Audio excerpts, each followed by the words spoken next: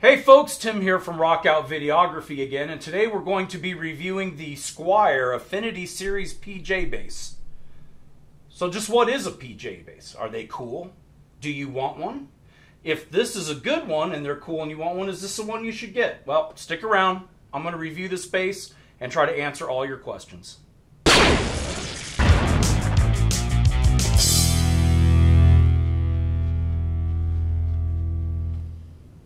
Alright, so what is it that makes this a PJ bass? Well, it's this single coil jazz bass bridge pickup right here. Normally, a post-1956 style P bass, like most people are familiar with, will have a split coil humbucking pickup in the middle position. Whereas a jazz bass will have two single coil pickups, one in sort of the neck middle position and another in the bridge position. The PJ bass attempts to get the best of both worlds by adding the single coil bridge pickup from a jazz bass to a P bass. I've had this one for about 2.5 years, and it's got a serial number with a CY, which tells me that it was made in Taiwan. The ones currently being shown on the Squier website have serial numbers showing they come from the Court factory in Indonesia. There are some differences which we'll talk about as we go along. I got this one because I wanted to have at least one bass for recording in other projects that had round wounds.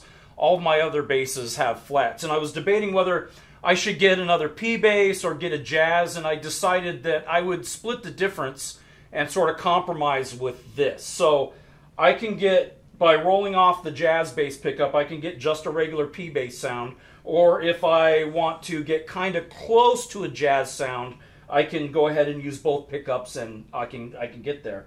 I can also sort of blend them by rolling the volume knobs back and forth. I'll explain why I decided to get this particular bass, a Squier Affinity, later on in the video. No one's sure exactly who first started doing this modification, but it seems like it was bass players and luthiers in the 1970s that first started doing it. One of the earliest known users of a PJ bass is Rob Grange, who played bass for Ted Nugent. You can find information about the bass and how he modified it on his website, and the Stranglehold bass is believed by many to be the first PJ bass recorded on an album. Another early known user of this concept is Dennis Dunaway from Alice Cooper's band, who kind of went the other direction when he modified his jazz bass by replacing the neck pickup with a P bass split coil pickup. Known as the $1 billion bass, there are many pictures on his website and online showing this instrument. Companies that made P bass copies or clones, especially in Japan like Ibanez and others, started producing and offering PJ basses in the mid-1970s. However, it wasn't until 1984 that Fender started offering PJ basses. They became much more popular after Duff McKagan from Guns N' Roses bought one in 1986 and was seen with it in photographs. He used it on Appetite for Destruction and has stated that he has played it on every record he has played on. For the low price of $1,450, you can have a Duff McKagan Signature Deluxe Precision bass. I bet it probably sounds pretty good. PJ basses are now a staple of Fender's lineup and can be found in most of their price ranges, from the Squier Affinity we're reviewing today to their American Ultra and, of course, Signature Series basses. It's also an option if you're having one built by the custom shop. Okay, let's talk specifically about the Squier Affinity series. This was their lowest priced option until the recent introduction of the Sonic series. You can get them in 5 colors. This one is Olympic White. They also come in Lake Placid Blue, Charcoal Frost Metallic, and Black. You can also get the Sunburst option, but only if you buy the PJ pack, which comes with a Rumble 15 amp, along with a cheap strap, cheap gig bag, and a 10-foot cable. Although this bass was made in China, the ones shown on the website all have Indonesian Court factory serial numbers. Sophia and I played one of the new Sunburst models last time we were at Guitar Center. It needed a setup, which is no surprise, but it played and sounded the same as mine. This is just phone video with an onboard mic, so don't judge the sound by this clip.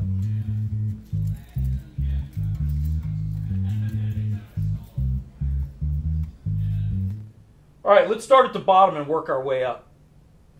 The bridge is a classic Fender design that they've been using since at least 1957. I don't know what quality metal they're using for the hardware in general, but on this bass, it's probably safe to assume it's a cost-effective choice. I'm not sure how much it's going to really matter to most people. The pickguard is 3-ply and uses what would normally be the hole for the output jack as the location for the third knob. The knobs are of the set screw knurled flat top type with a volume for each pickup and a master tone knob. The output jack has been moved to the side like an early 51 to 56 style P bass. The Jazz bridge pickup is in the same place as a Jazz bass, approximately 1.5 inches from the bridge. Both pickups have ceramic magnets, which is pretty common these days. Under the pickguard, you'll find thin wires coming from the pickups in small style pots, which isn't surprising. The output jack also seems rather cheap. There doesn't appear to be a copper shield plate under the pickups or any shielding in the cavities. Again, no surprise. There is a small amount of shielding on the inside of the pickguard around the pots. The body is made of poplar and has a gloss polyurethane finish. This bass has the standard full-size 34-inch scale length, and the fingerboard is made of Indian laurel, which seems to be one of the most common replacements these days for the no longer readily available rosewood, which used to be the standard alternative to maple on Fender basses. For some reason, the white and black versions now have maple fingerboards instead of the Indian laurel. The strings are just cheap round wounds. I have no idea where they come from or who made them, but you'll probably want to replace them at some point, as I plan to do. They sound okay, but not awesome. The frets are the usual medium jumbo size like most basses. Mine don't have any fret sprout issues or any dead spots, and the pearloid dot inlays are a kind of plastic, because that's what pearloid is.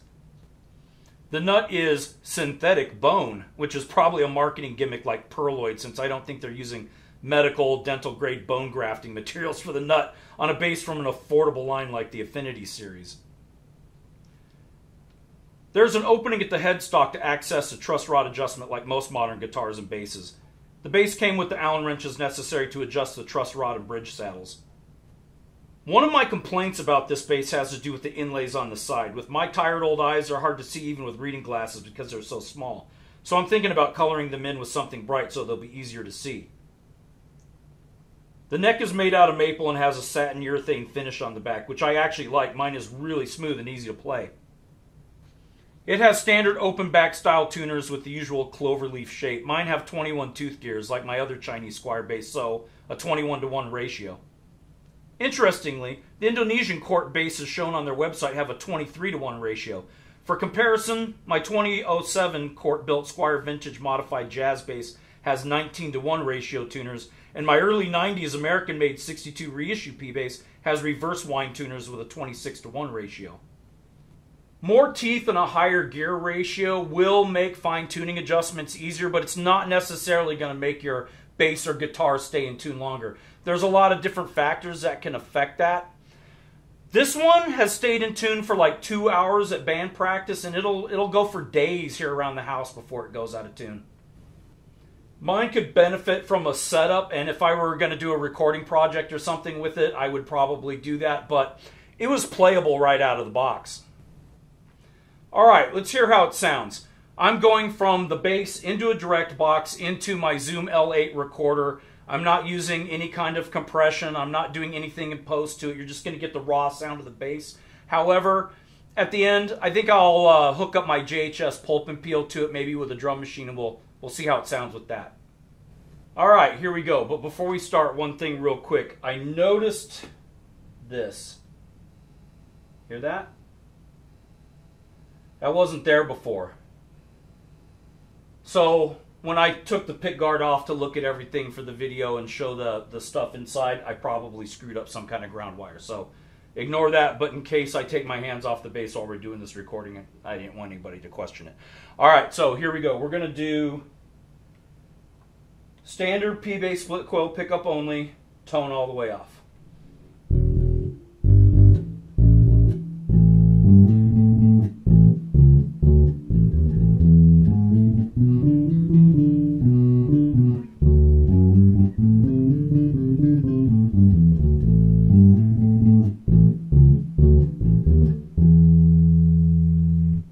Alright,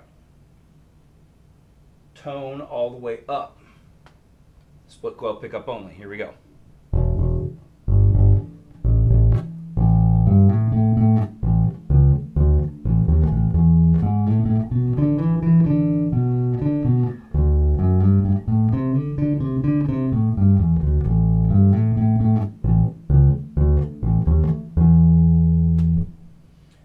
Alright, let's do bridge pickup only, tone all the way off.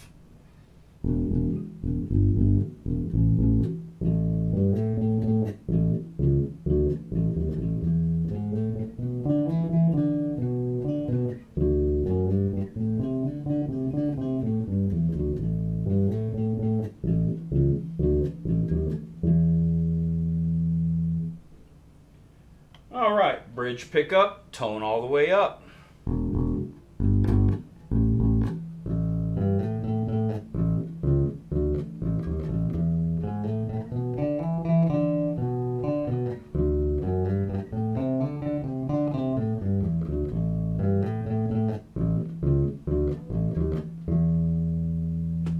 You probably noticed that the output isn't as high with the bridge pickup as it is with this one. All right, let's do both pickups on tone all the way down.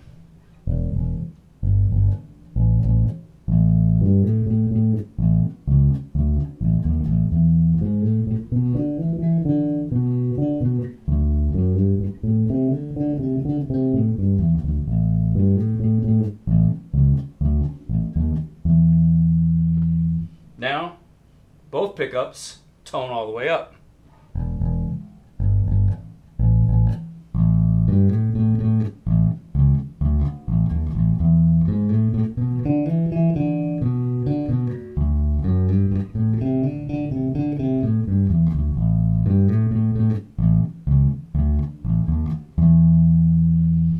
That's the sound that I like the most. I just like everything all the way up. Now let's do something else. I've got a JHS pulp and peel here. So we're going to add some compression to it. And I also have a drum loop pedal here. So I'll put on a beat and we'll hear what it sounds like in a mix.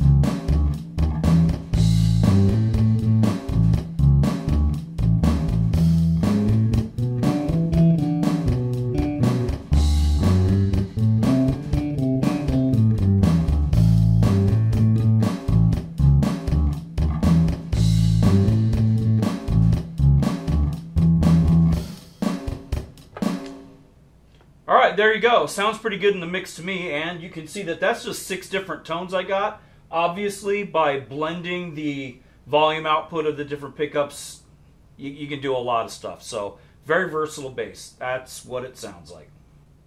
Alright, let's talk about the overall quality and who this bass would be a good choice for. Obviously, they've saved on the overall production cost of these basses in several ways.